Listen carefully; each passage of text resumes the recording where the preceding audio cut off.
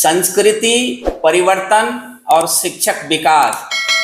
हम पहले इस टर्म को समझते हैं, धीरे धीरे हम लोग स्मूथ वे में चीज़ों को आसानी से समझ लेंगे। यूं तो यह जो F4 विषय है संस्कृति परिवर्तन और शिक्षक विकास।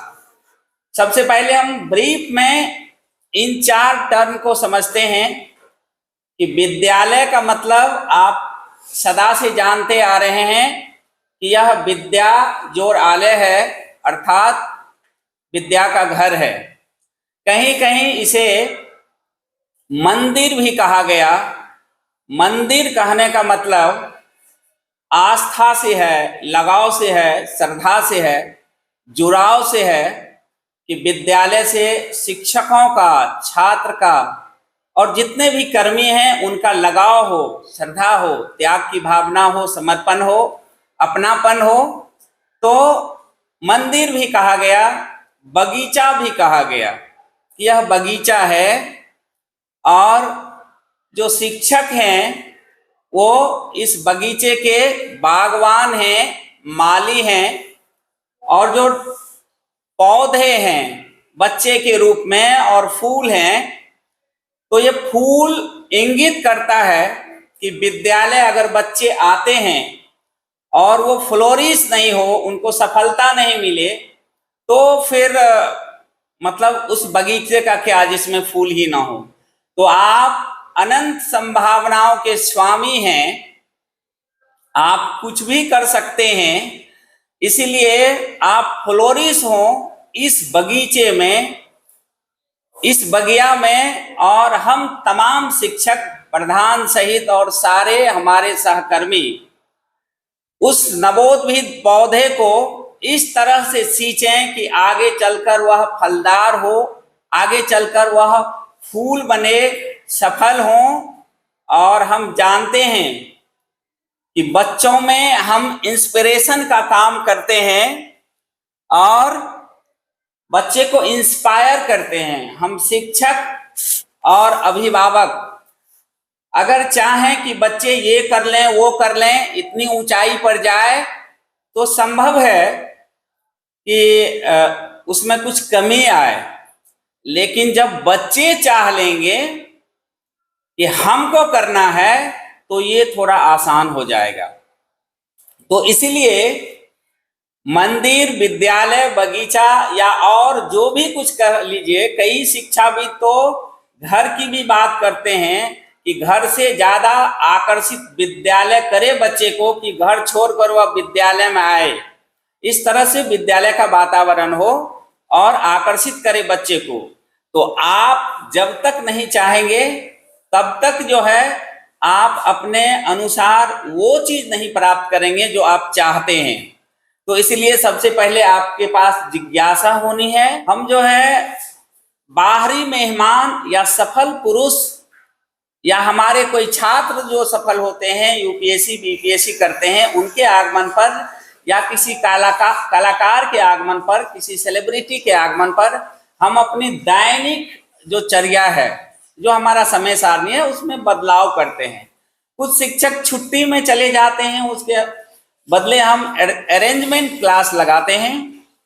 कई बार ऐसा देखा गया है कि परीक्षा के नजदीक आने पर हम अपने रूटीन में, अपने समय सारणी में, अपने पठन पाठन के तौर तरीके में कुछ हम तब्दीली करते हैं, रिमेडियल क्लास चलाते हैं।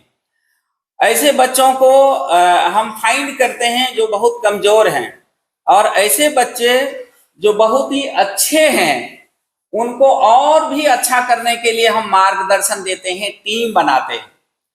नवोदय विद्यालय, केंद्रीय विद्यालय या अन्य जो रिप्यूटेड स्कूल्स हैं, उसमें तेज बच्चे के लिए, कमजोर बच्चे के लिए दूसरे इंस्टीट्यूट भी भेजा जाता है ताकि उनको बेहतर से बेहतर शिक्षा मिल सके और अपने विषय में अपने जिज्ञासा को वो शांत कर पाए।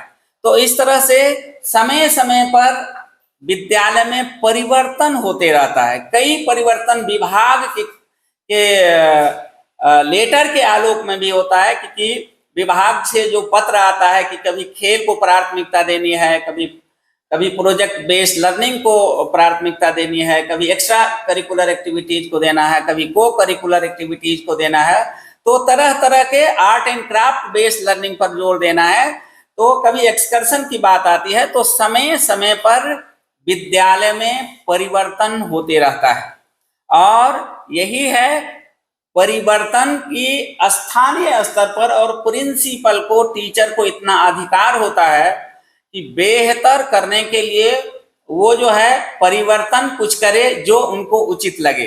तो इनके कई कारण भी हो सकते हैं, विभागीय पत्र के आलोक में भी, स्थानीय स्तर पर जो चिंतन मंथन होता है, जो असेसमेंट होता है, उसके आलोक में भी कि कौन से बच्चे को क्या नीड है, इंक्लूसिव एजुकेशन के आधार पर भी ये चीजें होती हैं। एनीवे, तो इस परिवर्तन को हम थोड़ा समझ पाए कि स्थानीय स्तर पर कुछ परिवर्तन होता है। कई बार जो है बहुस्तरीय और बहुकक्षीय क्लास का आयोजन होता है। इसमें शिक्षकों की कमी की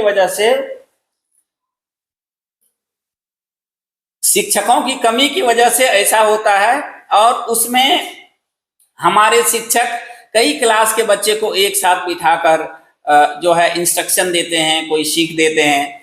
जैसे मान लीजिए कि कई बार पूरे विद्यालय के छात्र को एक साथ जो है वो इवनिंग के टाइम में या लंच आवर के बाद कुछ बातें कही जाती है। कहने का मतलब ये है कि जैसे शेडो आर्ट के कुछ कलाकार आए, कुछ अभियान चलाते हैं लोग, जागरूकता अभियान, महिला या लड़की के लिए भी कई कार्य के बाद है।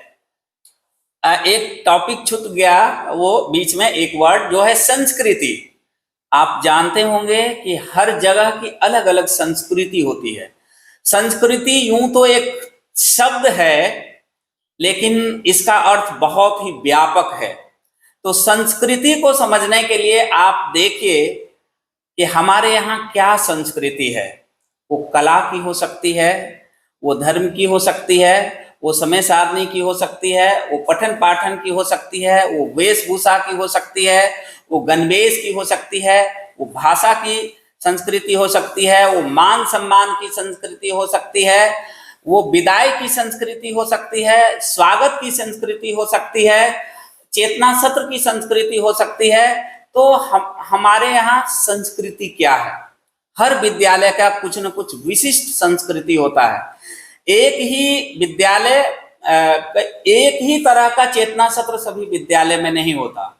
तो आप संस्कृति को इस सेंस में लेंगे कि खान पान, रहन सहन, वेशभूषा, बोली भाषा, कला, धर्म, पूजा पाठ, स्वागत, संस्कार, ये सब हमारे संस्कृति के पक्ष हैं। तो आप शब्द से और शब्दावली से अपनी संस्कृति को समझते होंगे कि अलग अलग जगह में, अलग अलग विद्यालय में, अलग अलग क्षेत्र में, राज्य में, देश में अलग अलग संस्कृति होती है पठन पाठन की। तो इस संस्कृति को जो है हम लोग समझेंगे तो बेहतर होगा कि हमारी क्या संस्कृति है। और संस्कृति सर्वग्राह्य होनी चाहिए, और संस्कृति जो है सबको सबके लिए जो है वो डेमोक्रेटिक होना चाहिए, उसमें ऑब्जेक्शन नहीं होना चाहिए। और संस्कृति का उद्देश्य जन कल्याण से है, छात्र हित से है, उनके सर्वांगीण विकास से है।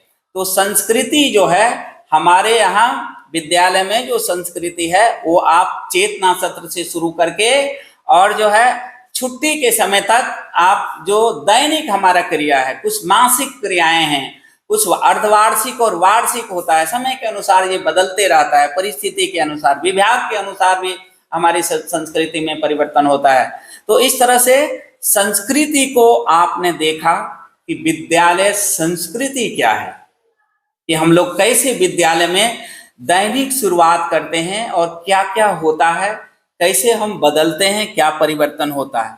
अब आता है शिक्षक विकास। हमें लगता है कि शिक्षक को कहा जाता है कि मुंतजिर चाक की अधूरी मिट्टी हूं मैं, तुम जरा हाथ लगा दो तो मुकम्मल हो जाऊं। तो एक शिक्षक जो है वो कच्चे मिट्टी को बर्तन बनाने का काम करते हैं।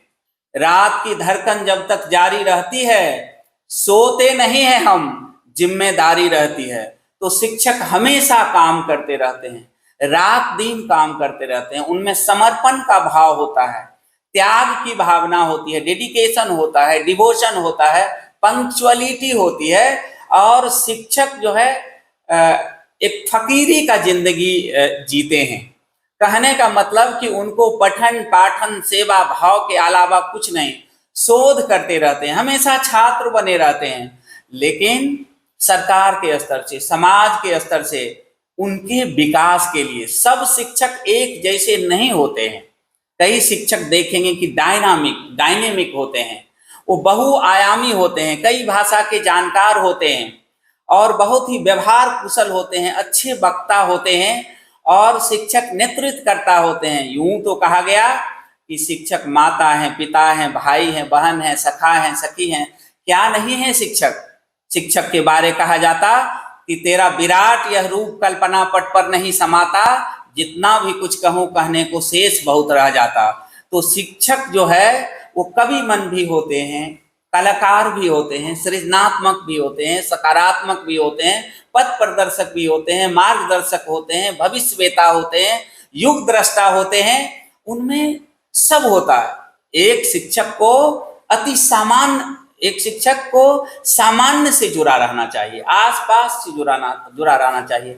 छात्रों के बीच उनकी लोकप्रियता होनी चाहिए, चाहत होनी चाहिए, बच्चों में उनके नाम का एक लगाव होना चाहिए कि सर विद्वान हैं अपने विषय के, इसके अलावे भी बहुत ही हिम्मत देते हैं। तो शिक्षक जो है वो लोकतंत्र के वाहक होते हैं, वसुधैव कुटुंबकम के वाहक होते हैं।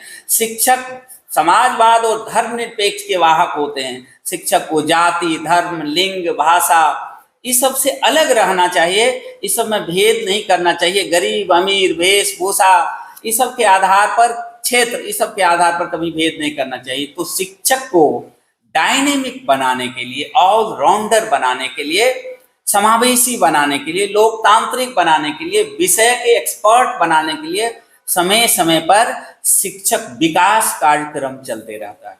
ये जो शिक्षक विकास कार्यक्रम है वो ओरिएंटेशन के माध्यम से होता है, विभाग के द्वारा, वर्कशॉप के माध्यम से होता है, सेमिनार के माध्यम से होता है, ट्रेनिंग के माध्यम से होता है, होलिस्टिक डेवलपमेंट, पाठचर्या, NCF, BCF, बहुत सारे नई न्यू एजुकेशन पॉलिसी के बारे में उन्हें जानकारी दी जाती है। तो शिक्षक विकास सरकार जितना सोच ले, समाज जितना सोच ले, लेकिन शिक्षक भी जब तक खुद नहीं सोचेंगे कि हमें विकास करना है, हमें अपने शिक्षक वृत्ति का विकास करना है, तब तक शिक्षक का विकास नहीं होगा।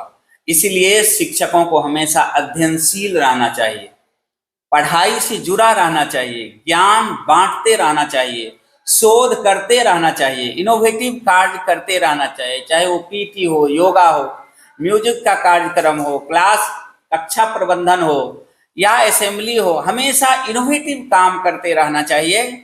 और पत्र पत्रिका निकालने की बात हो, कई स्कूल पत्र पत्रिका निकालते हैं, उसमें बच्चे सहित सभी शिक्षक का अपना आर्टिकल आता है। तो ये सृजनात्मक काम शिक्षक करते रहें, इसके लिए शिक्षक विकास होना जरूरी है। और हमेशा शिक्षक को पढ़ते रहना चाहिए। थोड़ा साहित्य मन भी होना चाहिए शिक्षक में, थोड़ा कवि मन भी होना चाहिए, सृजनात्मक भी होना चाहिए। अपने विषय में उन्हें ICT का भी सहारा लेना चाहिए, नेट के माध्यम से भी कुछ सहारा लेना चाहिए, अच्छी पुस्तकों का अध्ययन करना चाहिए, एक्शन रिसर्च के माध्यम से भी काम करना चाहिए। तो इस तरह से शिक्षक विकास भी आप समझे होंगे कि हम पढ़ते रहें।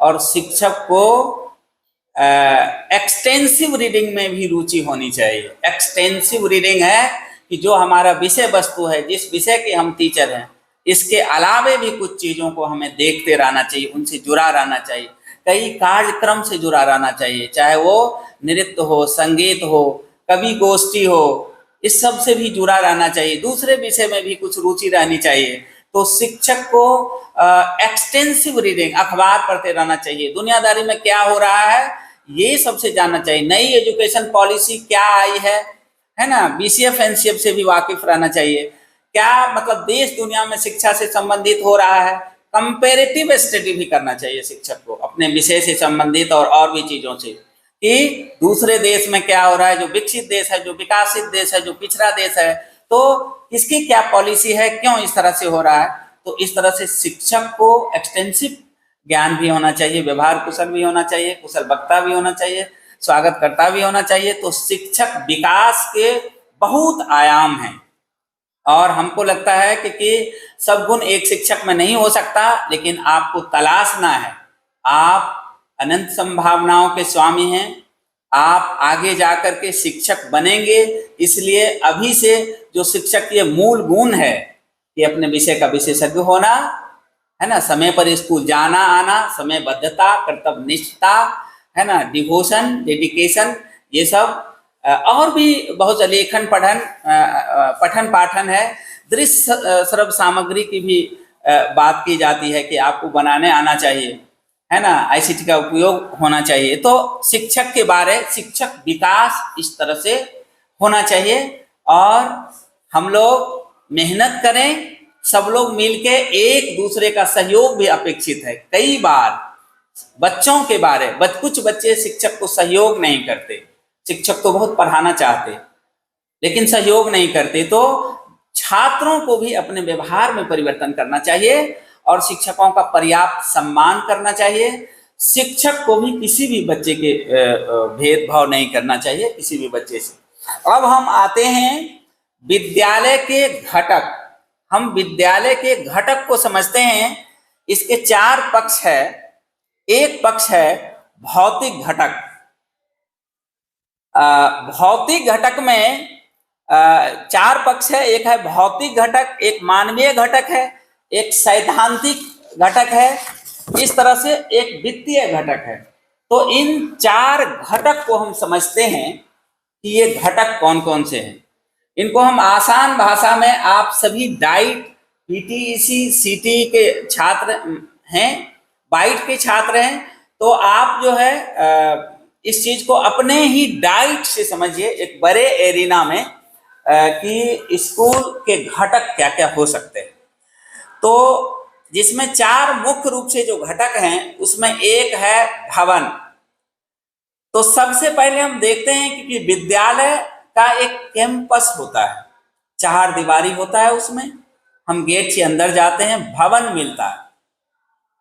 इस भवन की आप कल्पना करेंगे तो बड़े एरिना में भवन में बहुत सारे पार्ट्स होते हैं, बहुत सारे उसके घटक के भी घटक होते हैं। तो भवन में आपको क्लासरूम, जिसको आप वर्ग कक्ष कहते हैं, प्राचार्य कक्ष होता है, कार्यालय होता है ना। उसके बाद जो है लाइब्रेरी होता है, लेबोरेटरी होता है, कंपोजिट लैब होता है, वॉशरूम होता है, कैंटीन होता है, गैराज होता है, छात्रावास होता है, स्टाफ क्वार्टर्स होते हैं, और कई जगह सिक रूम भी होता है, कई जगह डिजिटल लैब भी होता है, जहां से वीडियो शूट किया जाता है। आप कोई शोध करते रहते हैं, कोई बच्चों के लिए अच्छी प्रेरक प्रसंग, कहानी, चिंतन या कोई ज्ञानवर्धक बात आप जो है वीडियो बनाकर भेजते हैं। तो कई जो अच्छे विद्यालय हैं वहां पर ये सब होता है। तो भवन के कई अंग होते हैं, जिसको आप और भी विस्तृत वे में आप डाइट से भी समझ सकते हैं कि यहाँ ऑडिटोरियम भी होता है, मल्टीपर्पस हॉल होता है, कंप्यूटर कक्ष होता है। तो कई जगह फर्स्ट एड रूम भी होता है मेडिकल के लिए। तो इस तरह से आप इस बिल्डिंग का मतलब ये है, आप है उसका रखरखाव भी होना चाहिए। बाला पेंटिंग का आप नाम सुने होंगे कि बिल्डिंग एज लर्निंग एड। तो आप उस बिल्डिंग को सजा के रखिए। ये हम सबों की सामूहिक जिम्मेदारी है कि हमारा जो भवन है वो सकारात्मक संदेश दे, उसमें कुछ चित्र बने हो महापुरुषों का। कई बार जो है अल्फाबेट मिडिल प्राइमरी में लिखा हुआ रहता है, कई बार पहाड़ा लिखा हुआ रहता है, कई बार जो है कुछ जानवर का, जलीय जानवर जैसे कछुआ हो गया, मेढक हो गया, चित्र बना रहता है, घरेलू पालतू जानवर का चित्र बना रहता है, तो दैनिक उपयोग का चित्र बना रहता है। तो इस तरह से आप बिल्डिंग को इस तरह से बनाए। कई जगह कोटेशन लिखे रहते हैं कि मेहनत इतनी खामोशी से करो कि सफलता शोर मचा दे। यही जुनून यही अधिकार मेरा है, दिया वहां जला दूं जहां पर अंधेरा है। जिसका ये ऐलान है कि वो मजे में है, या तो वो फकीर है या फिर नशे में है। एक फकीर ने जिंदगी की क्या मिसाल दी, एक मुट्ठी धूल ली और हवा में उछाल दी। तो एवं प्रकार से अच्छे कोटेशन। नींद कहाँ उनकी आंखों में जो धून के मत वाले हो। स्वप्न वो नहीं है जो हम सोते हुए देखते हैं, स्वप्न तो वो है जो हमें सोने नहीं देते। तो आप अच्छे कोटेशन लिख सकते हैं। और कई जगह भारतीय संविधान की प्रस्तावना लिखा रहता है, बिहार गीत बिहार गान लिखा रहता है, राष्ट्रीय गीत है ना, राष्ट्रगान लिखा रहता है, प्रार्थना भी लिखा रहता है, अभियान गीत लिखा रहता है। तो एवं प्रकार से बिल्डिंग एज लर्निंग एड्स। तो आप बिल्डिंग को सुसज्जित करके रखिए, सुंदर से वो दिखे, आकर्षक दिखे, बच्चों को, पेरेंट्स को और आने जाने वाले लोगों को भी।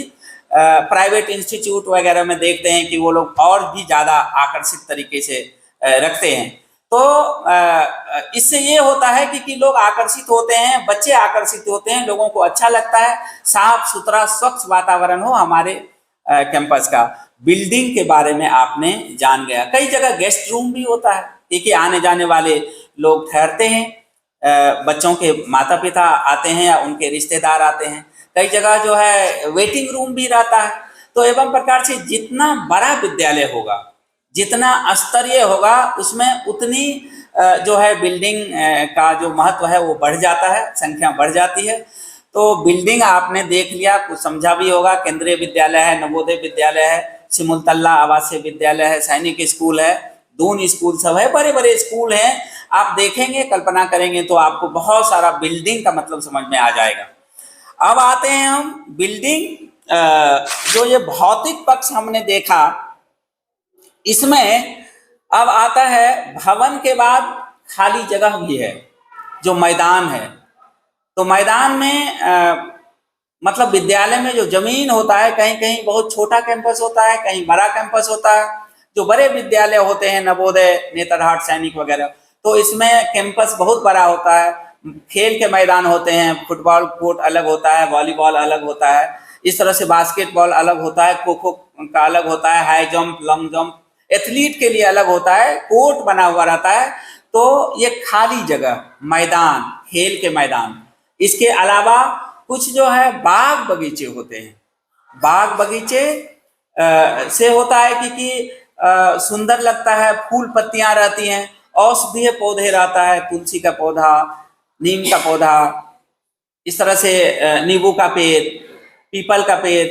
तो इस तरह से एलोवेरा, या फिर कई लोग किचन गार्डन टाइप का भी स्कूल वगैरह में भी इस तरह से बच्चों में डेवलप हो, ये सब चीज ज्ञान हो और बच्चे उगाएं। इस तरह से हमारे डाइट में भी कई इंस्टीट्यूट इस तरह से किचन गार्डन वगैरह के काम कर रहे हैं। तो खाली स्थान में कुछ घास का मैदान भी होता है, जहाँ सुंदर हरी हरी घास लगाया जाता है। उस पर बच्चे बैठते हैं, पढ़ते हैं, डिस्कशन करते हैं, आराम करते हैं। तो ये खाली जगह भी स्कूल के घटक में आता है। ये जो है खाली मैदान खेल से संबंधित है, और विभिन्न और भी कार्य से संबंधित होता है। कई बार असेंबली वगैरह बाहर में हम लोग करवाते हैं मैदान में, वो भी ये है। तो घटक के बारे में आपने देखा कि भवन और ये मैदान, चार दीवारी, और इसके अलावा और भी है, फर्नीचर है, तरह तरह का फर्नीचर की आवश्यकता, टेबल, कुर्सी, बेंच, लाइब्रेरी में इस समय आप देखते होंगे। तो ये सब भी भौतिक घटक में आता है। जितने भी जो सामग्री है, दृश्य श्रव्य सामग्री सब है, ये सब भौतिक घटक में आता है। कि आप टीएलएम बना के ले जाते हैं, या फिर और भी जो टूल्स हैं हमारे यहाँ, जो ये जो टीवी लगा होता है, जो हम लोग वीडियो वीसी करते हैं, तो ये सब भौतिक घटक में आता है। और इसके अलावा आता है आपका मानवीय घटक, जिसमें मेन पावर की बात की जाती है।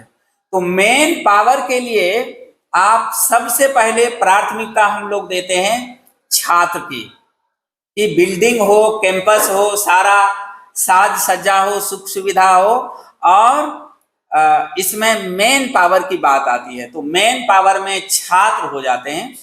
जो छात्र पढ़ने के लिए आते हैं उन्हें यहाँ से कुछ लेकर निकलना है, डिग्री लेकर निकलनी है, वो उनका फ्रूटफुल हो, इसका शिक्षक लोग ध्यान रखते हैं। तो छात्र, शिक्षक, उसके बाद जो है आपको पेरेंट्स, विभागीय पदाधिकारी, टीचिंग और नॉन टीचिंग स्टाफ्स, कुछ शिक्षाविद जुड़े रहते हैं। कई बार हम शिक्षाविद को बुलाकर उनका लेक्चर आयोजित करते हैं और उनसे बच्चे लाभान्वित होते हैं। छात्र संगठन होता है कि छात्र संगठन भी मेन पावर में आता है कि हमारे ही विद्यालय से जो एलुमनाई होता है, कि जो छात्र बहुत अच्छा किए हैं, कमीशन पास करके बड़े बड़े अधिकारी हैं, बड़े पद पर हैं, तो वो आते हैं, अपने दोस्तों से मिल जाते हैं, एक गेट टुगेदर उनका होता है और वो जो है अपने दिनों की याद दिलाते हैं कि वो लोग कैसे पढ़ते थे, किस तरह से उस समय अनुशासन था, किस तरह से उस समय जो है पढ़ाई होती थी और किस तरह से बॉन्डिंग रहता था टीचर और छात्र के बीच में, सभी शिक्षक और प्राचार्य के बीच में। तो जो माली है, बाग बगीचे को देखने वाले, जो हमारा सफाई कर्मी है, जो हमारा 4th ग्रेड एम्प्लॉई है, जो हमारे जहाँ छात्रावास चल रहा है, जो मेस के स्टाफ होते हैं, जो केयर टेकर होते हैं, जो गार्ड होता है, ये सब मेन पावर में आता है। और विभाग के अधिकारी होते हैं। तो मेन पावर में बहुत सारे, कई बार कई पेरेंट्स ऐसे होते हैं जिनसे हम शिक्षक भी सुनते हैं, सीखते हैं, उनको सुनते हैं, सीखते हैं, उनसे समझते हैं। बड़े अधिकारी होते हैं, वो बहुत उनको अनुभव रहता है, तो अनुभव से हम लोग सीखते हैं। तो ये जो मेन पावर है, ये मेन पावर जो है वो बहुत ही जरूरी है। और मेन पावर में नैतिकता का होना बहुत जरूरी है कि सब लोग अपना ड्यूटी पूरा करें, सब लोग अपने कर्तव्य के प्रति निष्ठा का भाव रखें।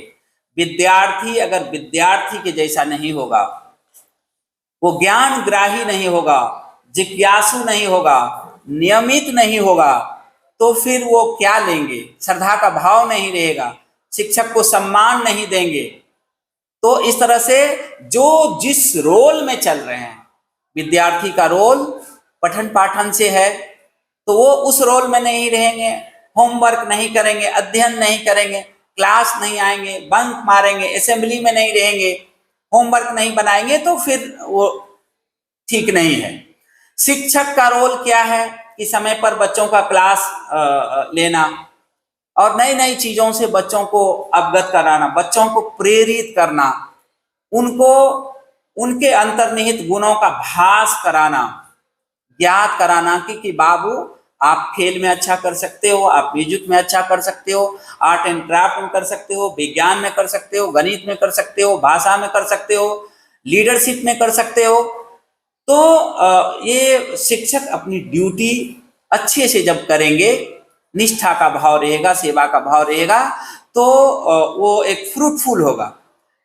और जो हमारा कर्मी है, कई बार देखेंगे कि जो 4th ग्रेड एम्प्लॉय है, किसी न किसी वजह से वो उनकी जो जिम्मेदारी है वो अपना काम नहीं करते हैं। लेबोरेटरी में जो कर्मी है हमारे, वो अपना काम नहीं करेंगे, तो फिर प्रयोगशाला में ये नहीं होगा। लाइब्रेरी के जो इंचार्ज हैं, अगर वो पुस्तकालय में समय समय से नहीं रहेंगे, बच्चों को किताब नहीं देंगे, बच्चों को आकर्षित नहीं करेंगे, उनका पीठ नहीं थपथपाएंगे, बच्चों को सहानुभूति नहीं देंगे, उनको ये नहीं कहेंगे, मतलब जो नई किताबें आई हैं उनसे अवगत नहीं कराएंगे, तो सूचना नहीं देंगे समय समय पर, या फिर अपने कर्तव्य में लापरवाह रहेंगे, तो फिर तो मेन पावर, चाहे वो विद्यार्थी हो, चाहे शिक्षक हो, चाहे विभागीय पदाधिकारी हो और शिक्षाविद हो, चाहे जो भी हो, उनसे एक दूसरे, एक बॉन्डिंग है। हम लोग एक दूसरे से सीखते हैं, ज्ञानार्जन करते हैं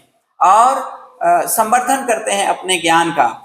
तो ये जो मेन पावर है ये बहुत जरूरी है और बहुत ही महत्वपूर्ण विषय है, ये बहुत ही महत्वपूर्ण घटक है। ये मेन पावर अगर नहीं हो, कर्तव्यहीन हो जाए, तो फिर समझिए कि वो कितना भी अच्छा बिल्डिंग हो, वो देखने का हो जाएगा, उससे कुछ फायदा नहीं होगा। तो इसलिए मेन पावर बहुत ही जरूरी है। इसके बाद आता है हमारा वित्तीय। तो वित्तीय जो ये है, जो वित्त है कि फिनांस से संबंधित, आप देखते होंगे कि नामांकन फी लिया जाता है, एडमिशन फी लिया जाता है।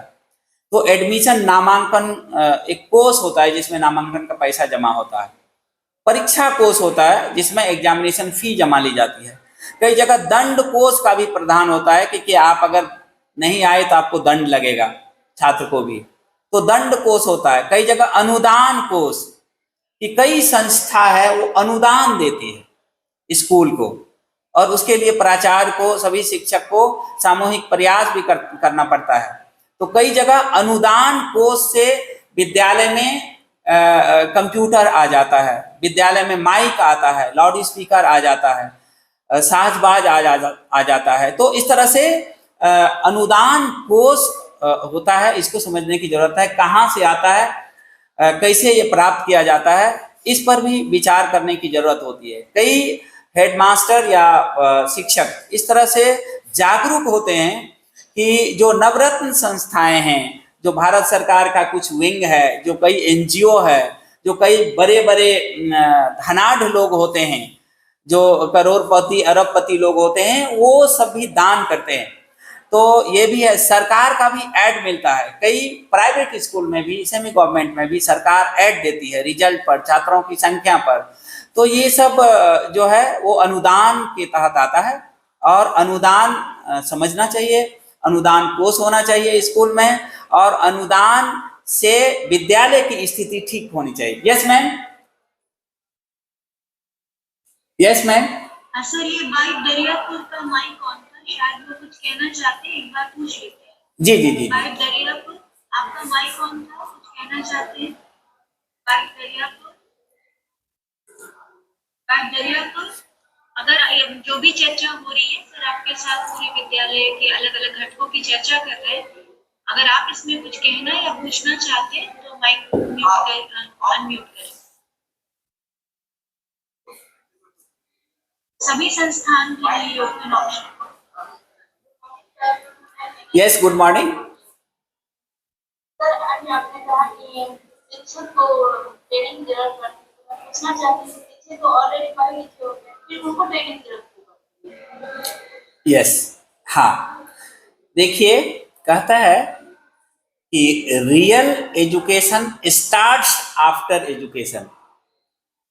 Real education starts after education, की जो शिक्षा है हमारी वास्तविक, जो हम डिग्री लिए हैं, वो तो महज डिग्री है, वो एक एलिजिबिलिटी है कि हम मतलब उसके योग्य हैं कि हम शिक्षक बन सकते हैं। और जो शिक्षक बन गए, ज्वाइनिंग ले लिए और पढ़ेंगे नहीं, नई चीजों से अवगत नहीं होंगे, कहा जाता है कि क्या जरूरी है करें विषपान हम सीब की तरह, जामुन खा लिए और होंठ नीले कर लिए। तो जो लोग अभी ज्वाइन किए, उनको अपने बड़े शिक्षक से, चाहे वो नियोजन में हो या जो भी हो, उनसे सीखना है। और बड़े विद्वान से उम्र ज्ञान भी बड़ी ज्ञान होती है, अनुभव का बहुत महत्व होता है। तो इसीलिए समय समय पर नई चीजों से, नई पॉलिसी से, एनईपी 2020 है, बीसीएफ से, एनसीएफ से, करिकुलर है, एक्स्ट्रा करिकुलर एक्टिविटीज है, वर्ल्ड में क्या हो रहा है, क्या परिवर्तन हो रहा है। अभी आईसीटी आ गया, तो हमारे पुराने टीचर आईसीटी को नहीं जान रहे हैं, तो इसलिए प्रशिक्षण की आवश्यकता है, शिक्षकों को भी, छात्रों को भी, और अपने आप में भी शोध करने की जरूरत होती है कि हम अपने आप से भी पूछते रहें, स्व मूल्यांकन करते रहें कि क्या हम सही के शिक्षक हैं, हम सही पढ़ा रहे हैं, क्या हमें और अध्ययन की आवश्यकता है। इसमें आईसीटी को भी जोड़ना चाहिए, और भी संदर्भ जोड़ना चाहिए, और अध्ययन की आवश्यकता है, और मार्गदर्शन लेने की आवश्यकता है। तो हमेशा एक आदमी कोई सर्व ज्ञात नहीं होता है, मतलब सर्व ज्ञान ही नहीं होता। वो अपने मित्रों से भी, जैसे वर्कशॉप में हम लोग जाते हैं, सेमिनार में जाते हैं, रिसर्च में जाते हैं, तो अपने ही बराबर के मित्रों से इतने प्रभावित होते हैं कि लगता है कि मैं कायल हो गया उनके वक्तव्य से, उनके टेक्नोलॉजी से, उनके द्वारा इनोवेटिव कार्य से। तो तो हम लोग एक दूसरे से सीखते हैं। कई बार हम लोग आपसे भी सीखते हैं, बच्चे से भी सीखते हैं। तो जिन्होंने भी पूछा, बहुत ही अच्छा प्रश्न था। मुझे लगता है कि आप समझ गए होंगे। हमेशा हर दिन सीखते रहना चाहिए और समय समय पर ये जो वर्कशॉप है, सेमिनार है, ओरिएंटेशन है, ट्रेनिंग है, ये सब होते रहनी चाहिए। इसमें जो है नई नई चीज हम सीखते हैं, एक दूसरे से मिलते हैं और सबके कला को जानते हैं, गुण को जानते हैं, विद्वता को जानते हैं, विशेषज्ञता को जानते हैं और लाभान्वित होते हैं। बहुत बहुत धन्यवाद आपका। और किसी का प्रश्न है? जानना चाहिए हमेशा भी।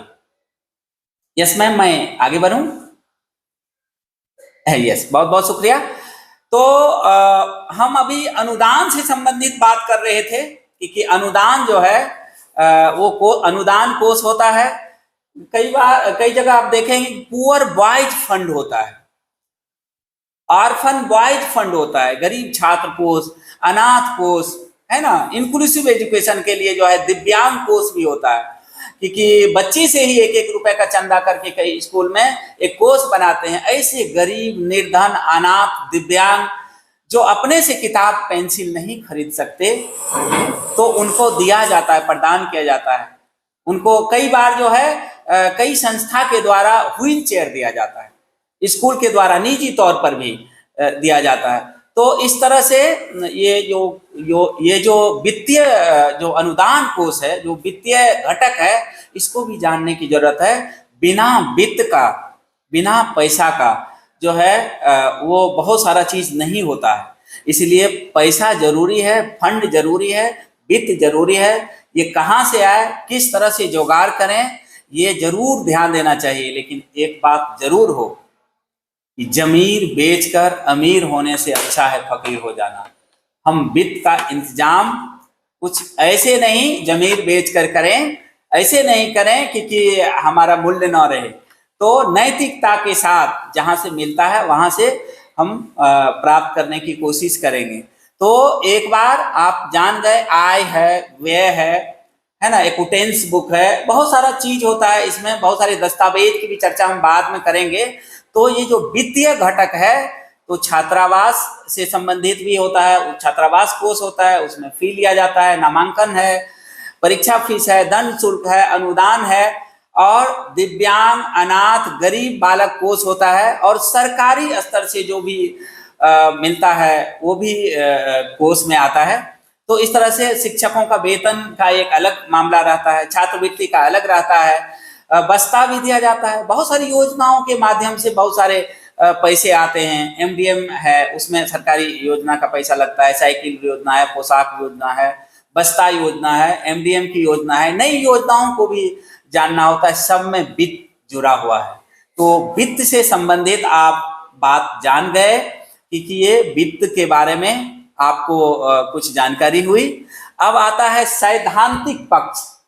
ये जो सैद्धांतिक पक्ष है कि हम लोग विद्यालय है, टीचर है, छात्र है, अभिभावक है, शिक्षाविद है, पदाधिकारी है, भवन है, जितना भी मैदान है, सारा चीज हुआ। अब है कि ये सब है, लेकिन हम क्या करें? इसके लिए अब आता है कि हमको पाठचर्या चाहिए, हमको विषय वस्तु चाहिए, हमको जो है पढ़ने के लिए एक सिलेबस चाहिए। तो इसके लिए सरकार की तरफ से भी गाइडलाइन जारी होता है। नई एजुकेशन पॉलिसी में भी बहुत सारी चीज रहता है कि स्कूल को कैसा होना चाहिए, छात्र को कैसा होना चाहिए, है ना, विषय किस तरह से होना चाहिए। ऐसा होना चाहिए कि होलिस्टिक डेवलपमेंट हमारा हो।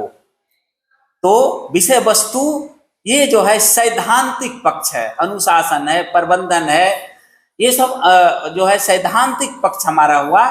तो इसमें विषय वस्तु ऐसा होना चाहिए, पाठचर्या ऐसा होना चाहिए जिसमें होलिस्टिक डेवलपमेंट हो। होलिस्टिक डेवलपमेंट कहते हैं, 3 H की बात आती है, हेड, हार्ट और हैंड। हेड को कहा जाता है कॉग्निटिव डेवलपमेंट, संज्ञानात्मक विकास। हार्ट को कहा जाता है इफेक्टिव डेवलपमेंट, भावात्मक विकास, संवेगात्मक विकास। और हैंड को कहा जाता है गत्यात्मक विकास। तो इस तरह से ये तीनों विकास जिसमें समाहित हो। कई बार इंजीनियर पुल बनाते हैं, वो इंजीनियर आईआईटी इंजीनियर हैं, ये है इसलिए वो इंजीनियर बने, और पुल उद्घाटन से पहले गिर जाता है, ये पक्ष उनका कमजोर है। राष्ट्र प्रेम की भावना नहीं है, जन कल्याण की भावना नहीं है, नैतिकता नहीं है, ईमानदारी नहीं है, इसलिए घोटाला मार दिया, घोटाला कर दिया। तो इस तरह से तीनों का समन्वय बहुत ही जरूरी है, तीनों का समन्वय होना चाहिए। कहा जाता है कि महफिल में हो रही थी मेरे कत्ल की तैयारी, हम जब वहां पहुंचे सभी कहने लगे लंबी उम्र हो तुम्हारी। तो बात हो क्या रही थी, और हम जब पहुंचे तो बात बदल गई। मतलब दिल में जो बात है, मन में जो बात है, वो अलग अलग है। तो ऐसा नहीं होना चाहिए, हमें ट्रांसपेरेंट रहना चाहिए, हमें पारदर्शी रहना चाहिए, दिल से, दिमाग से, शारीरिक गति से, शारीरिक स्वच्छता से। ऐसा है कि गत्यात्मक विकास ये है कि हमें जाना पड़ता है। हम अगर आलस्य करेंगे, एक्सकर्शन में नहीं जाएंगे, क्लास में नहीं जाएंगे, पीटी योगा में नहीं जाएंगे, गति नहीं करेंगे, तो फिर वो विकास में नहीं आएगा, सपना साकार नहीं होगा। तो दिलों में आग, लबों पे गुलाब रखते हैं, बहुत से लोग अपने चेहरे पर दोहरी नकाब रखते हैं। ऐसा नहीं करना चाहिए कि भीतर कुछ बाहर कुछ। तो हमें दिल दिमाग से एक रहना चाहिए। कहा जाता है कि जी चाहता था इस दिल को जला डालूं, बाद में एहसास हुआ इस दिल में तुम भी हो। माता पिता भी रोएंगे, बच्चे भी रोएंगे, भाई बहन रोएंगे। कहने का मतलब है कि हम अकेले अगर मर जाएं, बिना सोचे, बिना दिमाग लगाए, दिल पर हाथ रखे, तो हम मर रहे हैं, लेकिन हमारे साथ हमारा परिवार भी जुड़ा हुआ है। इसीलिए कहा गया कि बाहरी दुनिया में चकाचौंध मचाने से अच्छा है अंदर के अंधेरे को दूर करना। कई बार हम दूसरे को खुश करने के लिए बहुत काम करते हैं, दिखावा करते हैं, अंदर अंदर हम जो है बहुत ही टूटे हुए रहते हैं। ऐसा नहीं करना चाहिए। जिसकी मस्ती जिंदा है उसकी हस्ती जिंदा है, नहीं तो वो जबरदस्ती जिंदा है। हमें जिंदा दिल रहना है। सांस लेना कोई जिंदा होने का सबूत नहीं है, इसलिए गति भी डालनी होगी। तो दिल जो ये हार्ट है, होलिस्टिक डेवलपमेंट है। हार्ट जो है इसमें प्रेम होना चाहिए, दया होना चाहिए, करुणा होना चाहिए, राष्ट्र प्रेम होना चाहिए, लोकतंत्र की भावना होना चाहिए, है ना, जन कल्याण की भावना होना चाहिए, छात्र हित का ध्यान रखा जाना चाहिए, समाज का ध्यान रखा जाना चाहिए, अनुशासन होना चाहिए, इसमें जो है नैतिकता होनी चाहिए। तो तब बात बनेगी कि हम छात्र हैं, हमारा क्या कर्तव्य है, हम शिक्षक हैं, हमारा क्या कर्तव्य है, हम जो है 4th ग्रेड एम्प्लॉय हमारा क्या है, हम गार्ड हैं हमारा क्या है। तो सबको अपने अपने स्तर से ये 3H डेवलपमेंट को ध्यान में रखकर काम करना चाहिए। और ये 3H डेवलपमेंट आएगा कैसे? इसके लिए एक सूत्र है। वो सूत्र ये है कि आप 3 प्रश्न पूछिए। पहला प्रश्न है कि मुझ में कोई कमी देखा है? उत्तर आना चाहिए नहीं। दूसरा प्रश्न है मेरे बारे कोई गलत बात सुनी है आपने? उत्तर आना चाहिए नहीं। तीसरी बात है कि मेरे बारे कोई आपने शंका किया कि मैंने आपके बारे कोई षड्यंत्र किया, चुगली की या कुछ भी किया, तो उत्तर आना चाहिए नहीं। तो इस तरह से अपने आप को इस कसौटी पर हम कसेंगे कि मुझ में कोई कमी देखा, सुना, शंका किया। एक्चुअली ये बुद्धिस्ट टेक्स्ट है, पवारना विनय पिटक से लिया गया। होलिस्टिक डेवलपमेंट का एक अच्छा सूत्र है जो स्कूल में लागू किया जाना चाहिए कि एक दिन सप्ताह में आ जाए, सभी बच्चे के सामने हाथ जोड़ के कहे कि मुझ में कोई कमी देखा है, सुना है मेरे बारे कोई गलत बात या शंका किया है, तो कह देगा विद्यार्थी कि तुमने मेरा पेंसिल चुरा लिया, तुमने मुझे मारा, तुमने मुझे गाली दी। और जब इस तरह की बात आ जाए तो उसमें संवर्धन करना चाहिए, सुधार करना चाहिए। और कई बार आप अच्छे होते हैं लेकिन कहने वाले झूठ बोल देते हैं कि आप गलत हो। तो ऐसे लोगों के लिए भी कहा जाता है कि खुद की बेगुनाही के लिए दिल गवाही से ज्यादा कुछ नहीं चाहिए, क्योंकि कई बार जनमत से भी जहर पिलाया गया। आप इतिहास गवाह आप जानते हैं। तो जनमत भी कई बार सही नहीं होता। तो दिल गवाही से ज्यादा कुछ नहीं चाहिए खुद की बेगुनाही के लिए। अगर आप सही हैं, दिल से पूछिए। देयर इज ए जज sitting in your heart, whatever the work you are going to execute, the judge will say you what is wrong, what is right. That's why you will have to listen, you will have to follow the judge inside you. उसको follow करना चाहिए। तो खुद की बेगुनाही के लिए दिल गवाही से ज्यादा कुछ नहीं चाहिए। तो ऐसे स्थिति में परवाह भी नहीं करना चाहिए कि खफा है, होने दो, जान थोड़े है, ये सब धुआं है, कोई आसमान थोड़े है। लेकिन दिल से बात कीजिएगा तब, ऐसे नहीं। तो इसीलिए कई बार हम शिक्षकों को, हम लोग बहुत अच्छा काम करते रहते हैं, लेकिन कई बार हम लोगों को भी लोग मतलब जितना तारीफ होना चाहिए, जितना मिलना चाहिए, समर्थन मिलना चाहिए, नहीं करते हैं, ऊपर से कोई एलिगेशन लगाते हैं। तो उसके लिए शिक्षक के बारे कहा जाता है, मैम भी सुन रही हैं, कि जब मेरे खूबी पर बात हो रही थी अपने भी मौन रहे, अब बात जब ऐब पर होने लगी तो गूंगे भी बोलने लगे। तो कई बार जो है जब आप काम करते हैं तो आपको तारीफ नहीं मिलती है, समर्थन नहीं मिलता है, लेकिन इसके लिए काम को रोकना नहीं चाहिए। तो होलिस्टिक डेवलपमेंट के ख्याल से पाठचर्या करिकुलम का निर्माण होता है और इसमें जो है वो ध्यान रखा जाता है। कई बार ऐसे भी लोग हम लोगों पर, विद्वान लोगों पर, शिक्षाविद पर, काम करने वाले पर एलिगेशन लगाते हैं जो खुद जो है खराब है। कि कुछ लोग निकले हैं मेरी शख्सियत बिगाड़ने, जिसके खुद के किरदार मरम्मत मांग रहे हैं, वो खुद ही गलत है।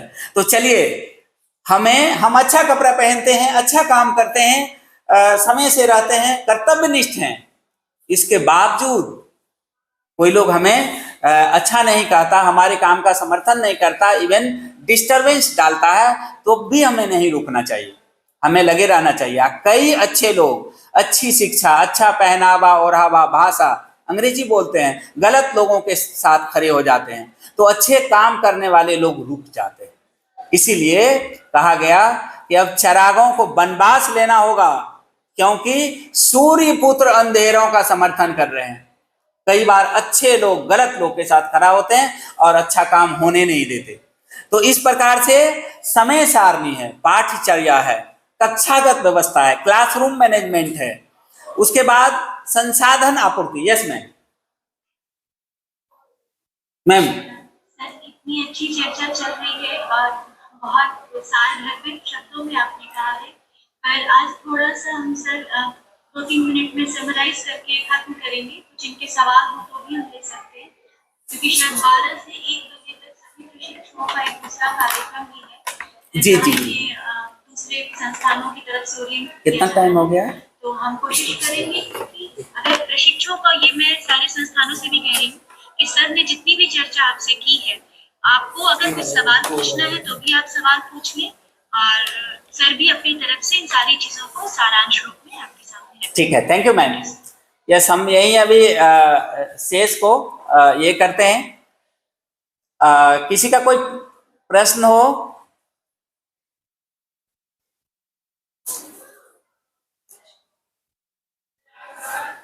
किसी का कोई प्रश्न हो तो आप कर सकते हैं। ऐसे 4 घटक के बारे में भी हमने कुछ बातचीत किया है। नहीं, अगर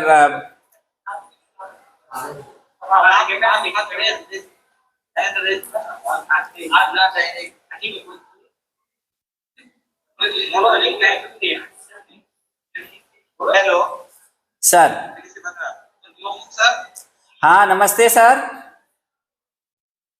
सर, मैं अजय कुमार पीटीसी बांका सारण से बोल रहा हूँ। जी सर। तो मैं सर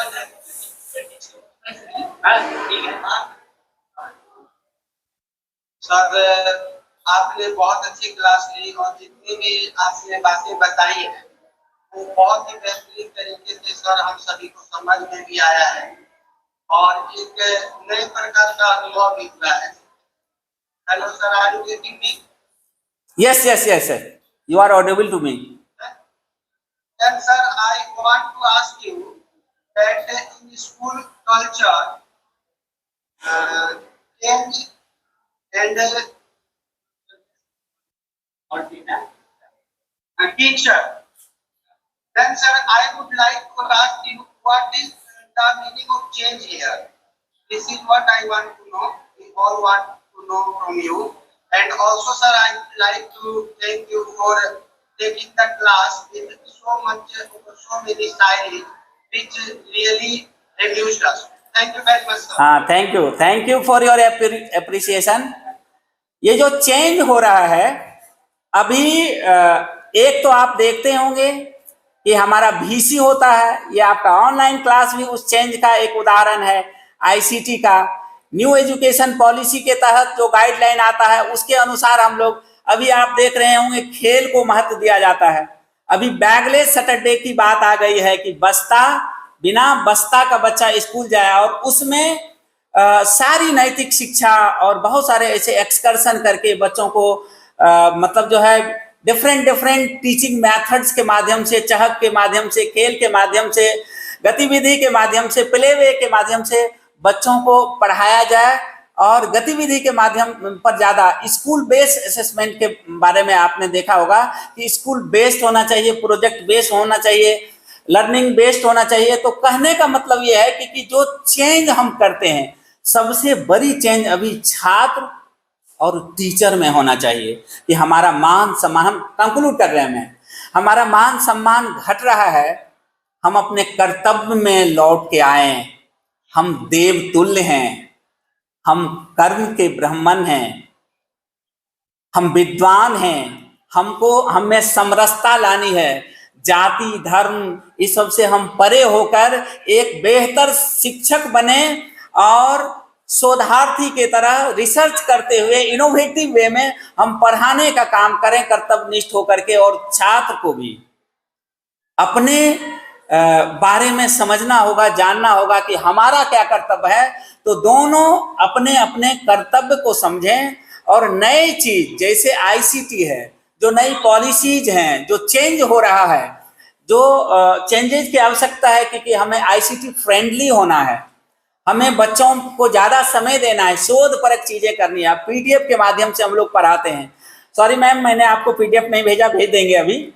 और ये चेंज जो है ये क्वेश्चन और है, तुरंत ले लेते हैं। डाइट किला घाट और डाइट शिवहर। डाइट किला घाट, बहुत देर से आपका हैंड रेस्ट है, एक बार पूछिए। तो मुझे लगता है कि आप कुछ समझ गए, बहुत बहुत शुक्रिया आपका। यस, किला घाट। सर, ये विद्यालय प्रबंधन में आपदा प्रबंधन कैसे समाहित है, इसका कोई उदाहरण देकर समझा दें तो। आपदा प्रबंधन एक टॉपिक है, इसमें आप जानते होंगे कि ड्रॉप, कवर और होल्ड आपके यहाँ मुख्यमंत्री सुरक्षा सप्ताह, पता नहीं चला होगा या नहीं, हम लोगों ने ट्रेनिंग की है। और आपदा प्रबंधन का मतलब यही है कि जो आपदा है, जो बिना सूचना के, बिना पहले अनुमान का जो घटना घट जाए, जैसे आग लगना, जैसे बाढ़ आना, भूकंप होना, तो इस तरह से जो आपदा होने वाली होती है, वो आपदा प्रबंधन कैसे हम करेंगे। तो स्कूल कहाँ अवस्थित होगा कि आपदा प्रबंधन से बच भी। कई जगह गली में स्कूल होता है, वहां जो है फायर ब्रिगेड की गाड़ी नहीं जाएगी, वो आग नहीं बुझा पाएगी। तो ऐसे आपदा प्रबंधन के कुछ मानक होते हैं कि स्कूल को सड़क के किनारे होना चाहिए, वहां 4 चक्का गाड़ी जाने का जगह होना चाहिए, और आपका जो सीढ़ी है एक नहीं होना चाहिए, 2-3 मंजिल बिल्डिंग हो, तो कि अगर आग लग गई तो दूसरे तरफ से बच्चे जाएं। और अगर फर्स्ट ग्राउंड फ्लोर में आग लग गई, बच्चे 2-3 तल्ला पर हैं, तो उसको कैसे निकाला जाता है। इस तरह से भूकंप आ जाए तो आप कैसे करेंगे कि टेबल के नीचे छिप जाएंगे, बस्ता को आप अपने सर पर ले लेंगे, कोने में जाके खड़े हो जाएंगे। बाढ़ आ गई या कुछ इस तरह की घटना हो गई, आपदा, सांप सर्पदंश हो गई, तो उसके लिए क्या क्या होता है। किसी बच्चे का मान लीजिए कि गिर गया और क्या हो गया, तो प्राथमिक उपचार कैसे करेंगे।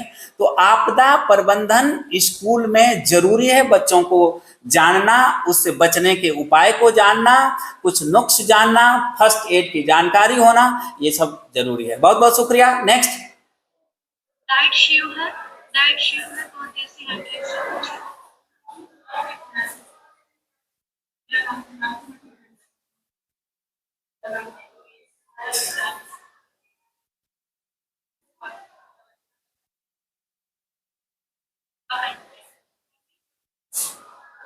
डाइट शिवर,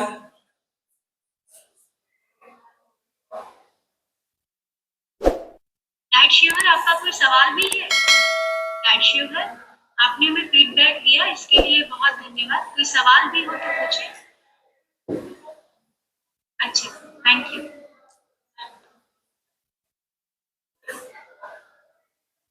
सर हम क्योंकि अभी डीएलएड के बच्चों को दूसरे भी जी नोटिफिकेशन से जुड़ना है, तो हम थोड़ा समय पर ही खत्म कर जी जी जी बिल्कुल, सभी लोगों को हाँ नमस्कार, thank you, thanks for listening, okay, thank you. Thank you.